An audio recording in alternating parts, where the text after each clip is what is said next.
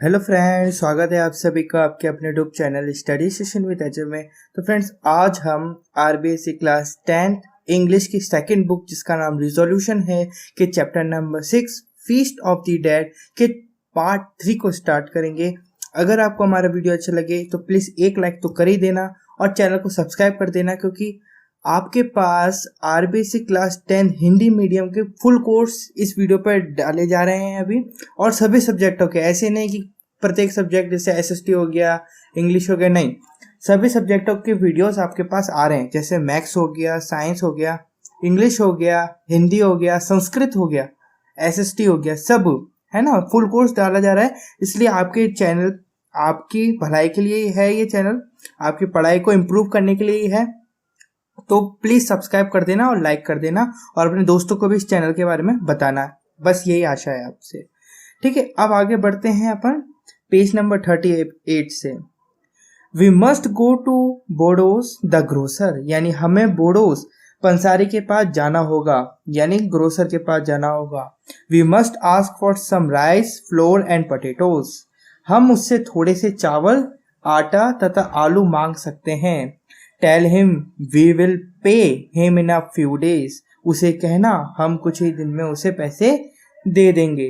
The boy's shabby coat was not heavy enough to keep out the cold outside, यानी लड़के का जगह जगह से फटा कोट बाहर की ठंड को दूर रखने के लिए पर्याप्त भारी नहीं था। He had no stand in his legs and had to steady himself against the walls as he walked, यानी उसकी टांगों में शक्ति नहीं थी और जब वह चल रहा था तो दीवार के सहारे अपने को स्थिर किए हुए था। Finally, he reached the store on the hill and entered the warm room, यानी अंत में वह पहाड़ी पर स्थित दुकान पर पहुंचा और गर्म कमरे में घुस गया। He waited until all the other customers had left, hoping to be able to talk to the grocer in privacy and to enjoy the warmth a little longer, यानी पंसारी से अकेले में बात करने की, ग्रोसर को हम हिंदी में पंसारी कहते हैं, ठीक है ना। पंसारी से अकेले में बात करने की आशा में तथा थोड़ी देर तक गर्माहट का आनंद लेने के लिए सभी ग्राहकों के जाने तक उसने इंतजार किया। Then he left his place by the fireside and ordered a pound of rice, a pound of flour and a pound of potatoes, यानी फिर उसने अंगीठी के पास से अपनी जगह छोड़ी और 1 पाउंड चावल, 1 पाउंड आटा तथा 1 पाउंड आलूओं के लिए आदेश दिया। He put his hand into his pocket as if reaching for his money and then pretended to have left it at home, यानी उसने अपना हाथ इस तरह अपनी जेब में डाला जैसे कि वह पैसों तक पहुंचने की कोशिश कर रहा हो, फिर उसने घर पैसा छूट जाने का बहाना किया। Oh I seem to have forgotten it at home, यानी ओह मुझे लगता है कि मैं ये घर पर ही भूल आया हूँ। I did had to have to go all the way home in this cold and come back again, यानी इस ठंड में घर जाकर फिर वापस आने से मुझे नफरत है। Write it down and I will pay you tomorrow, इसे लिख लो, मैं कल पैसे दे दूंगा। उस लड़के ने क्या कहा, ग्रोसर से ऐसा कहा कि अभी लिख लो इसको खाते में, हम बाद में इसके पैसे दे देंगे। It was a brave effort but the grocer knew the tricks of the trade to tell, यानी यह एक साहसिक प्रयत्न था परंतु पंसारी धंधे का तरीका बहुत अच्छी तरह जानता था। First bring the money, पहले पैसे लाओ। Then you can take the goods, फिर तुम सामान ले जा सकते हो। You have become so thin, तुम बहुत दुबले हो गए हो। Someone who has money at home does not get so thin, जिसके घर पर पैसा होता है वह इतना दुबला नहीं होता है। The boy hurried out, embarrassed to have his lie found out, उसकी झूठ का पता चल जाने से लज्जित होकर लड़का जल्दी से बाहर निकल गया। How happy were the people who lived in it did not occur to him to be jealous of them, यानी दुकान में प्रवेश करने से पूर्व की अपेक्षा उसने गली में रूखेपन को अधिक असहनीय पाया. He had only admiration for these people who had given him the best meal of his life. नुक्कड़ पर उसने सफेद मकान की चिमनी से धुआं निकलते हुए देखा. या फिर हम कह सकते हैं ये जो फर्स्ट ब्रिंग द मनी, पहले पैसे लाओ, then you can take the goods, फिर तुम सामान ले जा सकते हो. You have become so thin, तुम बहुत दुबले हो गए हो. Someone who has money at home does not get so thin, यानी जिसके घर पर पैसा होता है वह इतना दुबला नहीं होता है. The boy horrid out embarrassed to have his lie found out, यानी उसकी झूठ का पता चल जाने से लज्जित होकर लड़का जल्दी से बाहर निकल गया. He found the easiness of the street more unbearable than he had before he entered the store, यानी दुकान में प्रवेश करने से पूर्व की अपेक्षा उसने गली में रूखेपन को अधिक असहनीय पाया. अनबियरेबल मतलब असहनीय. At the corner, नुक्कड़ पर he saw smoke coming out of the chimney of the White House, यानी नुक्कड़ पर उसने सफेद मकान की चिमनी से धुआं निकलते हुए देखा. How happy were the people who lived in it. It did not occur to him to be jealous of them. इसमें रहने वाले लोग यानी व्हाइट हाउस के अंदर रहने वाले लोग कितने खुश थे, उसको उनसे ईर्ष्या नहीं हुई ना, ये जो लड़का है ना उसको.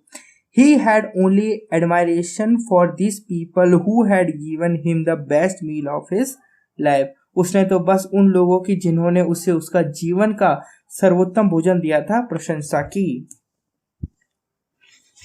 He walked home as fast as he could, his teeth chattering.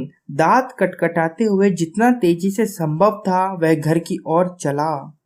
There was no need to say anything to his mother and brother. अपनी माँ तथा भाई से उसे कुछ करने या कुछ कहने की आवश्यकता नहीं हुई.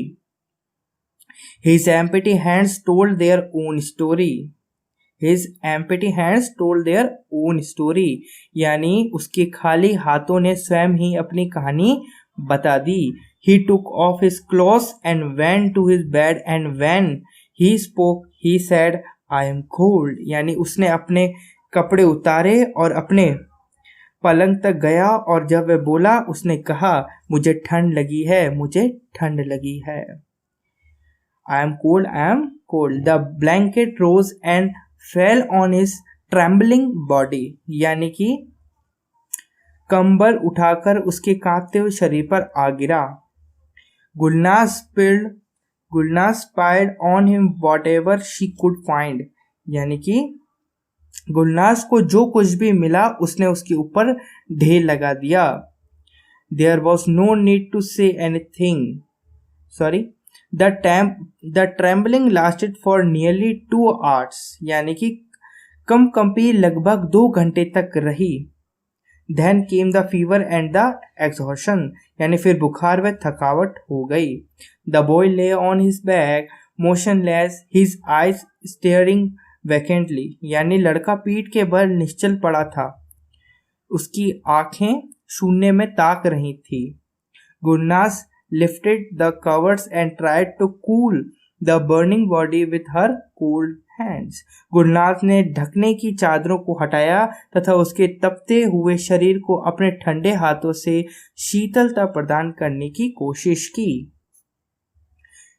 She paced through the house till evening, desperate. यानी शाम तक वह निराश होकर घर में टहलती रही. She did not know what to do. उसे नहीं मालूम कि क्या करना था. She could not think. वह सोच नहीं सकी. The sun went down. सूरज ढल गया. She noticed the small pile of covers she had taken of the boy's body. यानी उसने लड़के के शरीर पर से हटाई चादरों के छोटे से ढेर को देखा. She noticed the small pile of covers she had taken of the boy's body. Would not there be anybody to give some money for all that? यानी क्या कोई उसे इन सबके बदले पैसा नहीं देगा? She remembered that her neighbor had talked of a junk store where they bought used things, but it must be closed. यानी उसे याद आया उसके पड़ोसियों ने कबाड़ की दुकान के बारे में बातें की थी जहां वे काम में ली गई वस्तुएं बेचते थे, लेकिन यह अब तक बंद हो गई होगी. She would have to wait till the morning. उसे सुबह तक इंतजार करना पड़ेगा. With the decision came peace of mind and she stopped pacing and sat down by her son's beside. यानी इस निर्णय के साथ ही इसके दिमाग को शांति मिल गई और उसने टहलना बंद कर दिया तथा अपने बेटे के पास बैठ गई. The boy's fever increased. लड़के का बुखार बढ़ गया. She sat staring motionless. यानी कि वह नजरें गड़ाए स्थिर बैठी रही. The younger boy could not sleep for hunger. The younger boy could not sleep for hunger. यानी कि छोटा लड़का भूख के कारण सो नहीं सका. He too was watching his eyes upon. वह भी अपनी आंखें खोलकर देख रहा था. The sick boy moaned slowly and tossed and turned in his fever. बीमार लड़का जरा सा कराहा और बुखार में उछला और करवट ली. His cheeks were burning and he talked in delirium. यानी कि उसके गाल तप रहे थे तथा वह कंपी में बातें कर रहा था. The younger one sat up in his bed and asked in a voice audible only to his mother, "Mother, will my brother die?"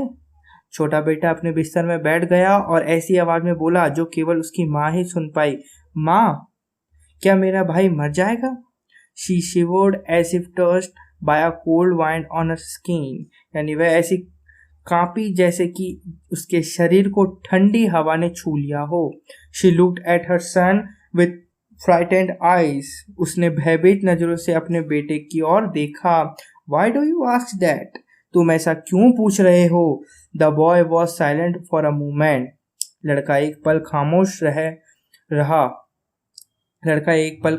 रहा. Then he leaned close to her ear and said softly, trying to hide his voice from his brother. लड़का एक पल खामोश रहा, फिर उसके कान के निकट झुककर अपनी आवाज भाई से छुपाने की कोशिश करते हुए धीरे से बोला.